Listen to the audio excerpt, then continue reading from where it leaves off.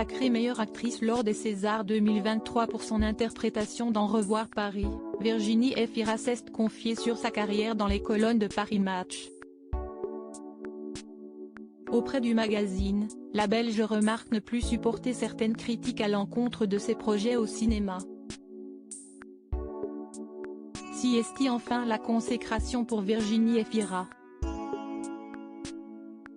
Lors de la 48e cérémonie des Césars le 24 février dernier, la Belge a remporté le César de la meilleure actrice pour son rôle de rescapée d'un attentat parisien dans Revoir Paris, aux côtés de Benoît Magimel. Une victoire quasi inattendue après 5 nominations, célébrée par un tendre baiser donné à Nils Schneider, son compagnon depuis 2017.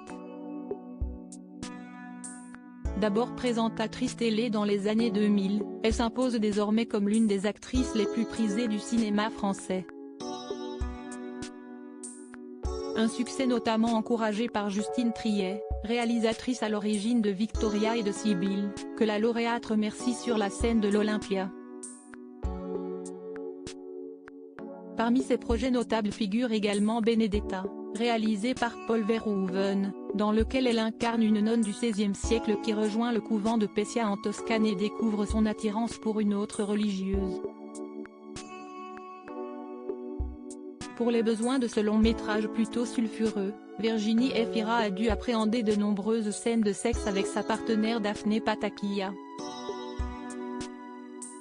Des scènes qui, si elles n'ont absolument pas dérangé l'interprète, lui ont toutefois valu de nombreuses critiques. Dans les colonnes de Paris Match, l'interprète revient notamment sur les remarques reçues à la suite du film, qui l'exaspèrent particulièrement. Décision personnelle et libre auprès du magazine, la blonde parfois fascinée par les scènes d'intimité à l'écran se désole des remarques à l'encontre de celles de Benedetta. J'ai eu des réflexions de personnes se prétendant féministes, ça ne te gêne pas d'être instrumentalisée par un homme? Face à ça, l'ex-compagne de Mabrouk El Mekri indique alors que réaliser ce type de scène relève d'un choix conscient et personnel, sans aucune soumission au regard masculin. Il y a dans cette question l'idée que je suis incapable d'une décision personnelle et libre, qu'elle serait forcément liée à une obéissance au regard masculin.